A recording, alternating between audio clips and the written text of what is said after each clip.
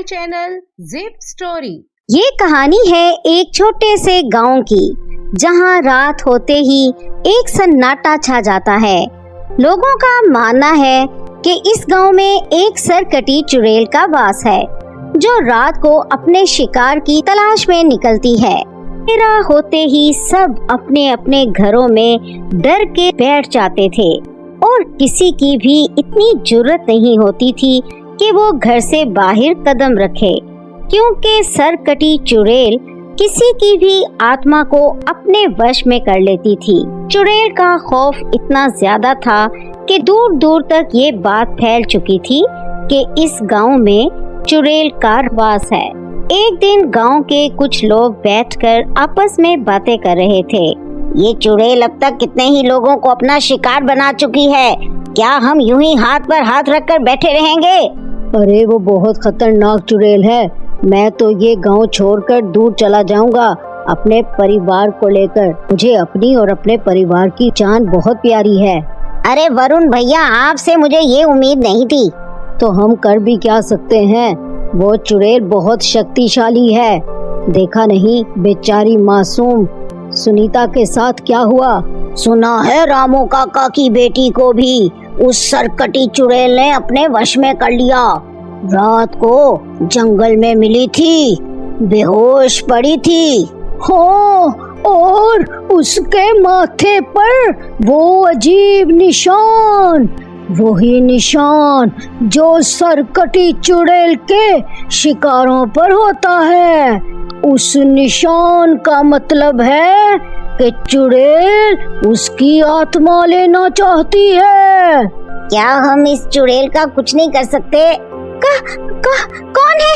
कौन छुपा है वहाँ? तुम्हारी आत्मा मेरी है। सुनीता को जब होश आया तो उसने बताया कि उस चुड़ैल ने उसे क्या कहा। उसके शब्दों में डर था।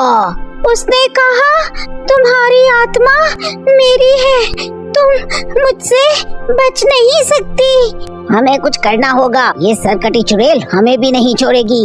हम सबको मिलकर कुछ सोचना होगा। आज रात मिलकर जंगल में जाएंगे और उस सरकटी चुड़ैल का सामना करेंगे। हम साथ हैं तो किसी को डरने की जरूरत नहीं।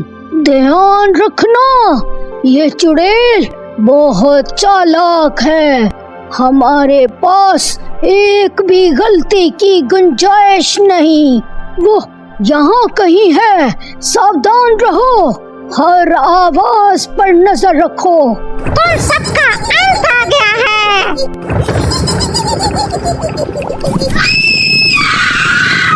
हम जीत गए। इस सरकटी चुड़ैल से हमें मुक्ति मिल गई। अब हमारा गांव सुरक्षित है। इस तरह गांव वालों ने हिम्मत और एकता से सरकटी चुड़ैल का अंत किया। लेकिन आज भी रात में कोई भी उस जंगल की ओर जाने की हिम्मत नहीं करता। क्या पता कहीं वो सरकटी चुड़ैल फिर से लौट आए। अगर आपको ये कहानी पसंद आई हो तो हमारे चैनल को सब्सक्राइब करें और इस वीडियो को लाइक और शेयर करना ना भूलें। अगली बार फिर मिलेंगे एक नई ड्रोनी कहानी के साथ। दोस्तों, मीरा एक मासूम और मेहनती लड़की थी।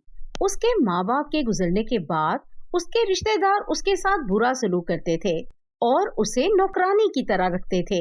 एक दिन मीरा से और बर्दाश्त नहीं हुआ तो उसने घर छोड़ दिया और एक नए शहर की तरफ निकल गई। शहर के रास्ते में उसकी मुलाकात एक बूढ़ी औरत राधा से हुई। बेटी, तुम इतनी उदास क्यों हो? मीरा ने अपनी पूरी कहानी सुनाई तो राधा ने कहा, बेटी, अगर तुम चाहो तो मेरे साथ रह सकती हो। मैं भी अकेली हूँ, लेकिन हम दोनों को मिलकर घर चलाना पड़ेगा। मीरा खुशी खुशी मान गई और राधा के साथ उसके छोटे से घर में रहने लगी। मीरा ने कहा, अम्मा, अब आप आराम करिए, मैं काम करूंगी और सब कुछ संभालूंगी। मीरा का नया जीवन शुरू हो चुका था। वो दिन भर काम करती और शाम को राधा के साथ खुशी खुशी वक्त बिताती। एक दिन जब मीरा और राधा बाजार से वापस आ रही थी तो उसकी नजर अपनी सौतेली बहन कविता पर पड़ी। कविता अपनी सहेली के साथ थी। उसकी सहेली ने कहा, अरे कविता, वो लड़की तेरी बहन लगती है। अरे वो मेरी बहन नहीं, सिर्फ हमारे घर की नौकरानी थी, नौकरानी। ये बात सुनकर मीरा का दिल टूट गया, लेकिन उसने कुछ नहीं कहा। कविता घर जाकर अपनी माँ शांति को सब कुछ बताती है। कल चलकर देखते हैं वो कहाँ काम करती है। अगली सुबह दोनों माँ बेटी मीरा का पीछा करती हैं और उस जगह पहुंच जाती हैं जहां वो रहती थी। राधा शांति को पहले से ही जानती थी। दोनों पुरानी बातें करने लगती हैं। इसी बीच शांति एक साजिश रचती है। जब मीरा का ध्यान दूसरी जगह होता है, तब शांति उसका पसंदीदा मस्कारा मीरा के बैग में छुपा देती है। जब वो अपना मस्कारा नहीं पाती तो उसका गुस्सा मीरा पर निकलता है। बैग चेक होने पर मस्कारा मिल जाता है और बिना सच जाने राधा मीरा को घर से निकाल देती है। मीरा बहुत दुखी होकर नदी के किनारे जाकर रोती है। ए ऊपर वाले, मैं क्या करूं? अब कैसे जीऊंगी? तभी एक रोशनी चमकती है और एक परी जिसका नाम सानिया था प्रकट होती है। मीरा, रो मत, मैं तुम्हारी मदद करने आई हूँ। मैं तुम्हारी कहानी सुन चुकी हूँ। ये लो 2 जादुई मस्कारा, इन्हें अपनी आंखों पर लगाओ और अपनी कोई भी इच्छा बोलो, वो तुरंत पूरी होगी। मीरा खुशी से सानिया परी का शुक्रिया अदा करती है और घर लौट जाती है। घर जाके मीरा पहले मस्कारा लगाती है और सबसे पहले एक बड़ा और सुंदर घर मंगवाती है। देखते ही देखते एक बड़ा सा महल बन जाता है। फिर वो और राधा खुशी खुशी उस घर में रहने लगती हैं। मीरा की नई जिंदगी के बारे में शांति और कविता को पता चल जाता है। दोनों माँ बेटी उसके घर पहुंच जाती हैं और जादुई मस्कारा छीनने की कोशिश करती हैं। लेकिन जैसे ही वो मस्कारे को हाथ लगाती हैं, उनके हाथों में जलन होने लगती है। ये मस्कारा सिर्फ अच्छे दिल वाले लोगों के लिए है।